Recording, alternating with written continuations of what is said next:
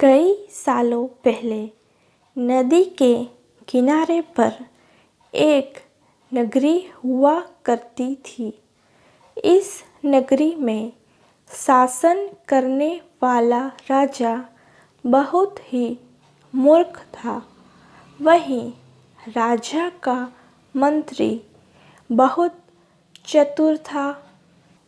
एक दिन शाम के समय राजा और मंत्री दोनों नदी किनारे टहलते हुए शाम का आनंद ले रहे थे। तभी राजा ने मंत्री से एक सवाल पूछा, क्या तुम बता सकते हो कि यह नदी किस दिशा में और कहाँ तक बहकर जाती है? मंत्री ने राजा को तुरंत जवाब देते हुए कहा कि यह नदी पूर्व की दिशा में बहती है और यह पूरब देश तक जाती है। इस पर राजा ने कहा कि वह नहीं चाहता कि हमारे देश का पानी पूरब के देशवासी इस्तेमाल करें। राजा ने मंत्री को नदी का पानी रोकने के लिए दीवार खड़ी करने का आदेश दिया। तभी मंत्री ने राजा से कहा कि ऐसा करने पर हमारा ही नुकसान होगा। राजा ने गुस्से में कहा कि पानी हमारा है और पूरब देश वाले मुफ्त में इसका इस्तेमाल कर रहे हैं और तुम बोल रहे हो कि हमारा नुकसान होगा। इसमें हमारा कुछ नुकसान नहीं होगा। तुम जल्दी से जल्दी नदी में दीवार बनवाने का काम शुरू कराओ। मंत्री राजा की आज्ञा का पालन करते हुए कारीगरों को बुलाता है और नदी के पास दीवार बनवाने का काम शुरू कर देता है। नदी में दीवार बनाने का काम तेजी से चलने लगा और कुछ दिनों में दीवार बनकर तैयार हो गई।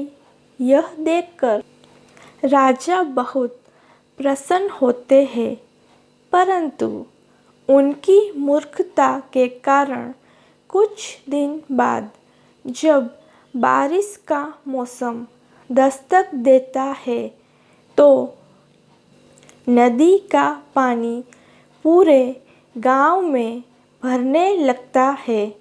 धीरे धीरे पानी लोगों के घरों में घुसना शुरू हो जाता है। इससे परेशान होकर सारे नगरवासी एकत्रित होकर मंत्री के पास आते हैं। मंत्री उन्हें आश्वासन देता है कि वह इस समस्या का हल ढूंढ निकालेगा।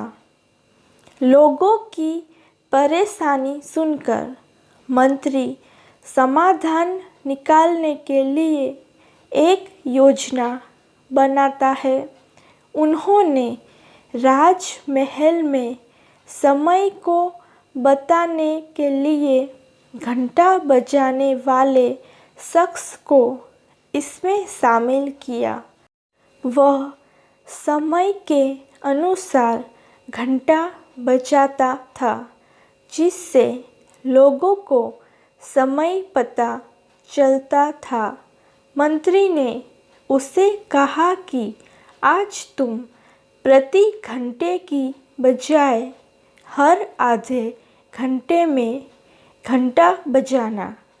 उस आदमी ने मंत्री ने जैसा कहा वैसा ही किया। इससे जब सुबह के 3 बज रहे थे तो उसने 6 बार घंटा बजाया। 6 घंटे सुनकर राजा और सभी नगरवासियों को लगा कि 6 बज गए हैं और सुबह हो गई है। राजा उठकर बाहर आता है तो वहाँ मंत्री पहले से मौजूद होता है।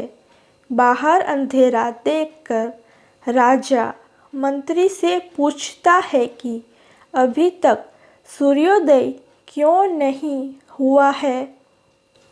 राजा के सवाल का जवाब देते हुए मंत्री ने कहा, महाराज, प्रातःकाल हो चुकी है, पर हमने पूर्व दिशा वालों के यहाँ पानी को जाने से रोक दिया है, तो शायद इसलिए उन्होंने हमारे यहाँ सूर्य की रोशनी को आने से रोक दिया है। इसलिए सूर्य उदय तो हुआ है पर हमारे देश तक रोशनी नहीं पहुँची है। ऐसा लग रहा है कि अब हमारे देश में सूरज की रोशनी कभी नहीं पहुँच पाएगी। यह सुनकर राजा चिंता में पड़ जाता है और मंत्री से पूछता है कि क्या इसका कोई उपाय नहीं है।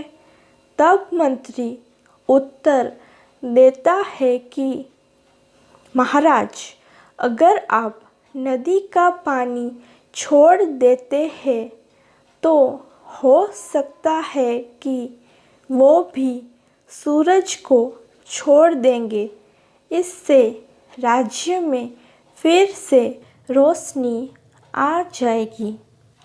राजा मंत्री को तुरंत नदी की दीवार तुड़वाने का आदेश देता है। मंत्री कारीगरों को नदी पर ले जाकर उन्हें दीवार तोड़ने के लिए कहता है। कुछ घंटों में कारीगरों ने दीवार गिरा दी और तब तक सूरज के निकलने का समय भी हो गया था। सूर्य उदय हो गया। सूर्य की लालिमा देखकर राजा बहुत खुश हुआ और मंत्री को इनाम देने की घोषणा की। राजा ने मंत्री की तारीफ करते हुए कहा कि तुम्हारे कारण हमारे राज्य में फिर से सूर्योदय हो पाया है और तुमने हमारे राज्य को अंधकार से बचाया है। इसके बाद मंत्री कहता है कि महाराज, यह तो राज्य के लिए मेरा फर्ज था। इस कहानी से हमें यह सीख मिलती है कि कभी भी दूसरों का बुरा नहीं करना चाहिए और न ही उनकी तरक्की देखकर उनसे जलन की भावना रखनी चाहिए।